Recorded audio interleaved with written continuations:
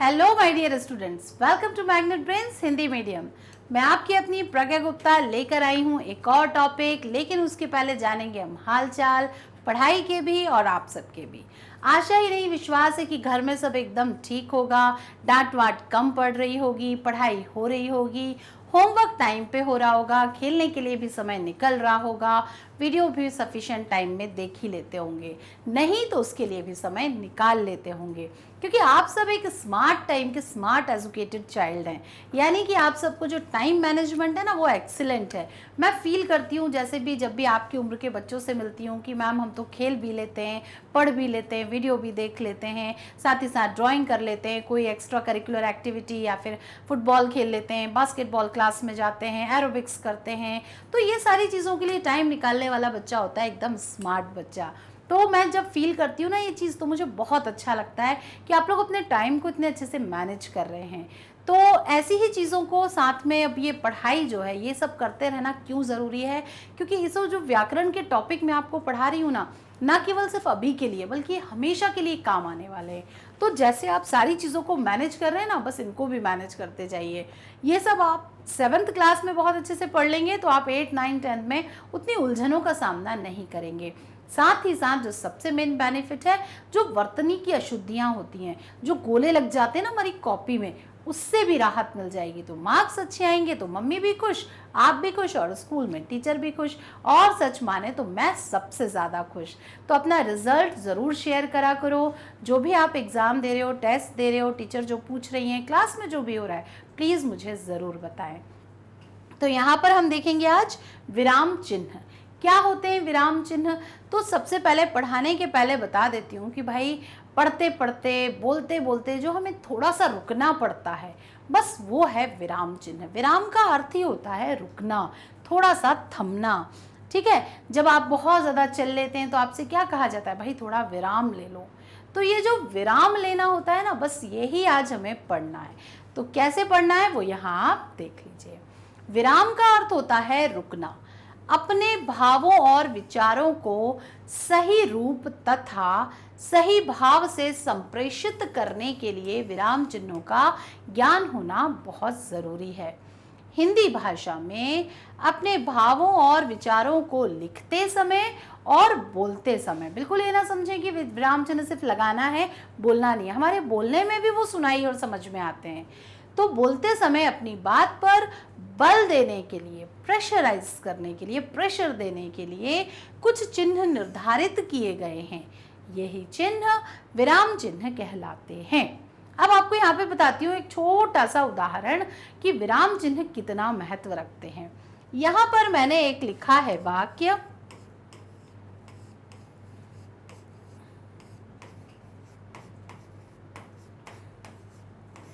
क्या लिखा है ये, अब आप पढ़ रहे हैं। यहाँ मैंने एक वाक्य लिख दिया है, रुको मत जाओ। अब इसमें जब विराम चिन्हों का प्रयोग होगा तो वो कैसे अपना अर्थ बदलेंगे, देखिए। रुको मत जाओ यानी जाने की परमिशन दी जा रही है, लेकिन क्या कहा जा रहा है, रुको मत जाओ। मतलब परमिशन किस चीज की दी जा रही है, जाने की। सिर्फ एक छोटे से डॉट जैसे, मतलब अल्प विराम जिसे मैं कहूँ, कॉमा से यहाँ क्या वाक्य बन रहा है, रुको मत, आवश्यकता नहीं है, तुम तो जाओ। लेकिन अगर मैं इसको यहाँ से हटा दूं और यहाँ लगा दूं तो ये क्या बनेगा, रुको मत जाओ। यहाँ पर आपको रुकने के लिए कहा जा रहा है, स्टॉप यहाँ पर कहा जा रहा है, और यहाँ जाने की परमिशन दी जा रही है। तो ये एक छोटा सा अल्प विराम जब इतना अर्थ बदल सकता है, तो आप ये बताइए विराम चिन्हों का गलत प्रयोग तो अर्थ का अनर्थ कर देगा, यानी वाक्य को कहीं से कहीं और किसी अर्थ तक पहुंचा देगा जिसकी आप और मैं कल्पना भी नहीं कर सकते। तो समझ में आया ना यहाँ पर कि रुको मत जाओ और रुको मत जाओ कहने से हम वाक्य को कैसे बदल सकते हैं। ठीक है, रुको मत जाओ, रुको मत जाओ। तो एक अल्प विराम कितना अर्थ को बदल सकता है वो यहाँ पर आपको देखना है। ठीक है, तो ये हो गया हमारा एक वाक्य से। अब आपको विराम चिन्हों का महत्व समझ में आ गया होगा। अब देखते हैं कौन कौन से विराम चिन्ह हम प्रयोग करते हैं। भाषा के लिखित रूप में विराम देने अथवा रुकने के लिए जिन संकेतों का प्रयोग किया जाता है उन्हें विराम चिन्ह कहते हैं। हिंदी में प्रयोग किए जाने वाले विराम चिन्ह यानी कुछ प्रमुख विराम चिन्ह यहाँ पर मैं आपको बता रही हूँ। पूर्ण विराम, भाई पूर्ण से पता ही चल रहा है कि बात खत्म हो गई है, जो मामला चल रहा था वो खत्म हो गया है। तो पूर्ण विराम यानी कब? पूर्ण विराम का अर्थ होता है पूरी तरह रुकना। भाई मैंने आपको बहुत पढ़ा दिया, समझा दिया, हाँ अब नहीं पढ़ा सकती। तो यहाँ पर मैंने क्या लगाया भाई, ये पार्ट हो गया पूर्ण। तो मैंने क्या लगाया अपने बोलने में भी और लिखते समय भी, पूर्ण विराम, क्योंकि बात हो गई है पूर्ण। वाक्य पूरा अंत होने के अंत में पूर्ण विराम लगाया जाता है, जैसे पक्षी दाना चुग रहे हैं, चुग रहे हैं, नेहा कविता लिख रही है। तो यहाँ पर इसके बाद कोई बातचीत नहीं है, बात खत्म हो गई है, तो हमने लगा दिया पूर्ण विराम, जो कि होता है कि स्टैंडिंग लाइन, बिल्कुल सीधा। ठीक है, इसमें कोई डाउट, कोई कंफ्यूजन नहीं है, बात खत्म हो गई है। ठीक है, अगला है अल्प विराम। तो जैसे मैंने अभी अल्प विराम का जादू आपको दिखाया, रुको मत जाओ और रुको मत जाओ कहने में, कि एक अल्प विराम कितने अर्थ को बदल सकता है, कितनी किसी चीज को मोटिवेशन में बदल सकता है और कभी उसको प्रॉब्लम में भी क्रिएट कर सकता है। तो अल्प विराम का अर्थ होता है थोड़ा विराम। अल्प का अर्थ होता है थोड़ा, अल्प का शाब्दिक अर्थ है थोड़ा। तो जब कभी बोलते बोलते थोड़ा सा रुका जाता है ना, वो होता है अल्प विराम। अब आप यहाँ देखेंगे हम कब रुकते हैं थोड़ा, तो अल्प विराम का प्रयोग किया जाता है कब? जब थोड़ा सा रुकना हो, और बहुत सारे नाम एक साथ आपको जब बोलने होते हैं ना, तब आप इसका प्रयोग करते हैं। नंदन वन में शेर, हाथी, हिरन, भेड़िया, बकरी और भालू सभी मिलकर रहते हैं। यानी कितने सारे नाम यहाँ पर आपने जानवरों के लिखे, और सबके बीच में जो हल्का हल्का पॉज लिया ना, जो मेरे बोलने में भी सुनाई दे रहा होगा आपको, कि नंदन वन में शेर, हाथी, हिरन, भेड़िया और बकरी वहाँ पर मिलजुल कर रहते हैं। तो जो हल्का हल्का पॉज में ले रही हूँ ना, जो थोड़ा थोड़ा मैं रुक रही हूँ, अल्प अल्प में रुक रही हूँ, वही है अल्प विराम। मान के चलिए आपसे पूछा गया कि बेटा कल जन्मदिन की पार्टी में आप कौन कौन गया था आपके साथ, तो आपने अपनी लिस्ट शुरू की मम्मी को बताने की कि मम्मा नीलम, सुषमा, नेहा, राखी, शानू, स्मृति और मेरी एक और दो सहेलियां भी वहां पर गई थी जन्मदिन समारोह में। तो आपने जो जल्दी जल्दी जल्दी जल्दी नाम लिए ना दोस्तों के, बस वही क्या है, अल्प विराम है, बोलते समय में भी और लिखते समय में भी। तो अल्प विराम को जो लगाया जाता है चिन्ह, वो अक्सर बच्चे ऐसे लगाते हैं, जबकि उसको लगाने का सही तरीका है गोल और ऐसा। तो आप उसको जल्दी लगाएंगे तो वो अपने आप ही ऐसा लगता जाएगा। ठीक है, ऐसे नहीं लगाना है ना, बच्चे इसको ऐसे भी लगाते हैं, जो कि ये तरीका बिल्कुल गलत है। तो यहाँ पर आप जब भी उसको लगाएं, इस तरीके से लगाएं। अल्प जो विराम चिन्ह उनको लगाने की खूबसूरती का भी एक मायना होता है। अब पूर्ण विराम भी आप ऐसे लगा देंगे, जबकि वो लगेगा कैसे, बिल्कुल स्टैंडिंग लाइन, एकदम सीधी लाइन होती है। ठीक है, बढ़ते हैं आगे की ओर। प्रश्न सूचक चिन्ह, भाई प्रश्न सूचक चिन्ह तो जब भी प्रश्न पूछा जा रहा है वहां पर लगेगा। आपका नाम क्या है, खाना खा लिया, गृह कार्य कर लिया, कहाँ जा रहे हैं, कहाँ से आ रहे हैं, जो भी प्रश्न होता है उसमें क्या लगेगा, प्रश्नवाचक चिन्ह। अब प्रश्नवाचक चिन्ह में भी कुछ बहुत सारे बच्चे ऐसे होते हैं जो बहुत गंदा गंदा गंदा सा लगाते हैं, लेकिन प्रश्नवाचक चिन्ह में भी आप ऑपोजिट सी बनाए, ऐसे बनाए और ऐसे लगाए। अब ये लगाने का जो, मैं तो गंदा बना ही नहीं सकती, मुझसे तो वो अनजाने में भी गंदा वर्ड नहीं बनता है, तो आप उसको ऐसे बनाएं। सबसे सही तरीका ये है, सी जैसा बनाकर नीचे स्टैंडिंग लाइन, तो ऐसा लगाएं। और यहाँ पर एक डॉट उसमें कंपलसरी होती है, बिंदी जरूरी होती है। किसी भी प्रकार के प्रश्न में लगाया गया जो चिन्ह होता है वो प्रश्नवाचक चिन्ह होता है। अच्छा, अब ये लगाने की बात तो ठीक है, अगर हम पूछते भी है ना, तो आप देखो पीछे वो प्रश्नवाचक लगा रहता है, कहाँ गए थे, क्यों जा रहे हो, कब आए, कल आओगे, कल रुकोगे, जाओगे, खाना खा लिया। तो हम जो प्रश्न पूछ रहे हैं ना, तुम्हारे चेहरे के एक्सप्रेशन भी चेंज होते हैं। आप चाहें तो खुद करके देख लें, मैम आपको समझ में आ गया, बता दिया, ये कब पढ़ाया, ये कब पढ़ा, कल पढ़ाओगी, ठीक है, कल मैं नहीं आऊँगा, क्यों नहीं आओगे, मैम मैं कल शादी में जा रहा हूँ, किसकी शादी है। तो तुरंत मेरे एक्सप्रेशन चेंज हो रहे हैं, सवाल टू सवाल, क्वेश्चन टू क्वेश्चन चेंज हो रहे हैं। तो यहाँ पर ये विराम चिन्ह जो है ना, ये सिर्फ लगाया ही नहीं जाता, ये बोलते समय में भी आपको क्लियर समझ में आएगा, और उसी के कारण हम समझ जाते हैं कि ये वाला बात हमसे पूछी जा रही है। कई बार ऐसा होता है ना, पूछ नहीं रही हूँ, बता रही हूँ, तो वो विराम चिन्ह की गड़बड़ी के कारण भी ऐसा कुछ कुछ हो जाता है। अब है अर्ध विराम। एक हमने क्या पढ़ा अभी, अल्प विराम, अब है अर्ध विराम। अब अल्प विराम और अर्ध विराम में क्या अंतर है, ये तो था हमारा अल्प विराम, लेकिन भाई जब एक बिंदी के साथ नीचे ये लगा रहेगा ना तो ये कहलाएगा अर्ध विराम।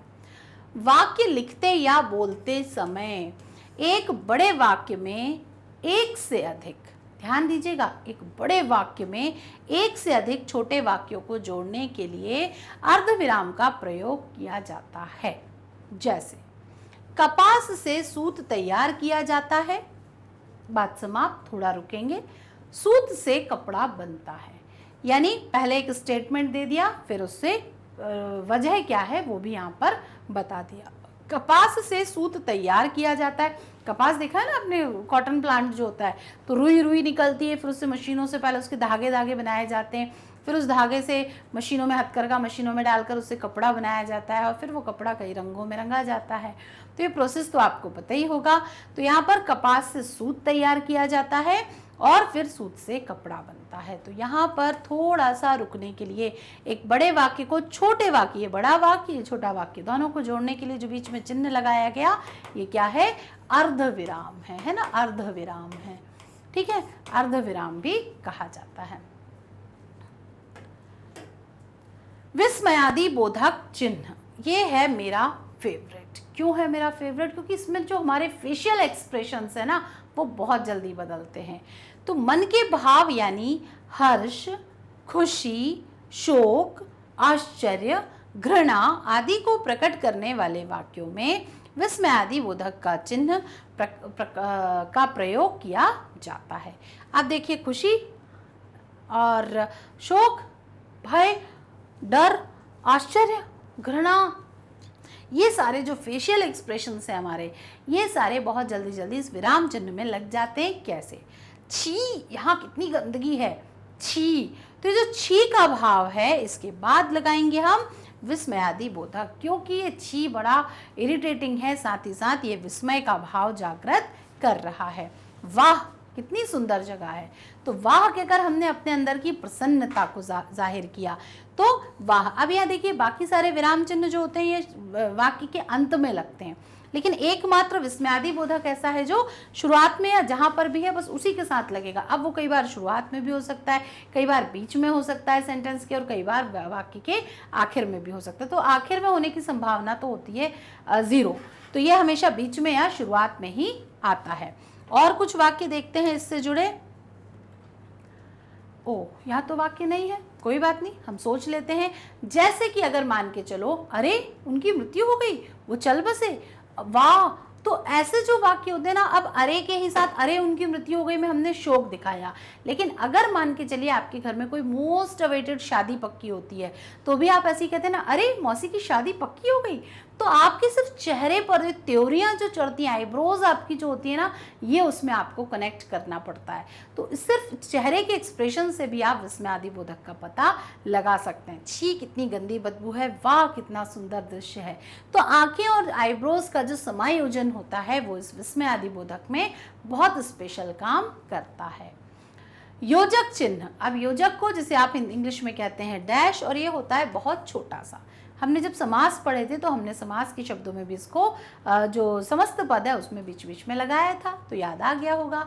या फिर आप हिंदी में बहुत सारे ऐसे शब्द लिखते हैं, माता पिता, ऊपर नीचे, दाएं बाएं, क्या क्या, कौन कौन, कहाँ कहाँ, तो आप सब में ये योजक चिन्ह लगाते हो। यानी इन शब्द चिन्हों से आप भली भांति परिचित हो, बस आपको थोड़ा सा याद करना है कि कहाँ कहाँ लगते हैं। आते आपको सारे हैं। तुलना करने वाले शब्दों तथा शब्द युग्मों के साथ योजक चिन्ह का प्रयोग किया जाता है। सबसे पहले तुलना करने वाले शब्द और साथ साथ शब्द युग्म, यानी एक जैसे शब्द जब आप बार बार क्या क्या, कौन कौन, कहाँ कहाँ, यहाँ वहाँ, जहाँ तहाँ, ऐसे शब्द जब आप बोलते हो, इसके बीच में जो आप छोटा सा चिन्ह लगा देते हो ना, बस यही क्या है, योजक चिन्ह है। जैसे माता पिता, लड़का लड़की, रात दिन। अब आप सोचेंगे ये जैसे की बात लगा है, ये क्या है, तो ये उदाहरण चिन्ह है। जब ये बात आगे बढ़ाई जाती है ना तब लगाया जाता है, जो हम अभी आगे पढ़ेंगे। लेकिन यहाँ पर जो बीच में छोटा सा लगा हुआ है ना, ये अक्सर विलोम शब्दों के बीच में भी लगा होता है, तो ये कहलाता है योजक चिन्ह। तो यहाँ तक क्लियर हो गया। आगे बढ़ते हैं, लाघव चिन्ह। ठीक है, अब लाघव चिन्ह कब लगाया जाता है? जब हमें किसी बात को संक्षिप्त रूप से कहना हो। अब आपको पंडित जवाहरलाल नेहरू लिखना है, तो अब पंडित लिखने में क्यों हम समय खराब करें? तो पंडित का कई बार हम सारांश कैसे लिख लेते हैं, छोटा सा ऐसे लगाया, ऐसे लिख दिया। डॉक्टर अब हमें पूरा बार बार ना लिखना पड़े, हमने ऐसे लिख दिया। एमएलए अगर हमें लिखना है तो हम पूरा ना लिख के MLA लिख देते हैं, MLA लिख देते हैं।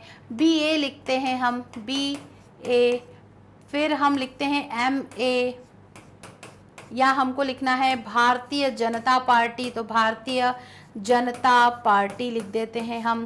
कांग्रेस भी हम लिख सकते हैं। तो ऐसे करके जो हम शॉर्ट कर देते हैं ना, वो कहलाते हैं लाघव चिन्ह। ठीक है, जो एक गोला लगा देते हैं ना आप किसी भी चीज़ के बाद, ऐसे करके ये नीचे की तरफ लगता है, और है ना, जैसे डॉक्टर अगर लिखना है तो यहाँ लिखेंगे और यहाँ पर लगाएंगे, तो इसका मतलब इसको संक्षिप्त करने के लिए लिखा जाता है। तो ये कई बार समय बचाने के लिए और कई बार स्थान बचाने के लिए भी लिखे जाते हैं। अब कई बार मान के चलिए कोई फॉर्म आप भर रहे हैं, उसमें बहुत कम स्पेस है, तो आप अपना ये उपाधि लिखने की जगह आप मुख्य नाम लिखना है महत्वपूर्ण समझेंगे ना, तो उसके लिए हम ऐसे लाघव चिन्ह का प्रयोग करते हैं। तो ज़्यादातर ये डॉक्टर, पंडित ऐसे शब्दों में, या डिग्री लिखते समय, जो डिग्री होती है विधायक वगैरह की जो होती है ना, उसमें छोटे छोटे स्पेस में जो उनको ज़्यादा लिखना पड़ता है, तो वहाँ पर ऐसे का प्रयोग किया जाता है। MLA लिखना है। ठीक है, अब है उदाहरण चिन्ह। उदाहरण का अर्थ होता है, ये पहले तो 2 प्रकार के होते हैं, ध्यान दें। एक गहरा, एक 6 होता है, एक 9 होता है, फिर एक ऐसा होता है, फिर एक ऐसा होता है। ये होता है एक गहरा मतलब सिंगल, ये होता है दोहरा मतलब कि डबल वाला। तो उदाहरण चिन्ह 2 प्रकार के होते हैं। इकहरा मतलब 169 जैसा।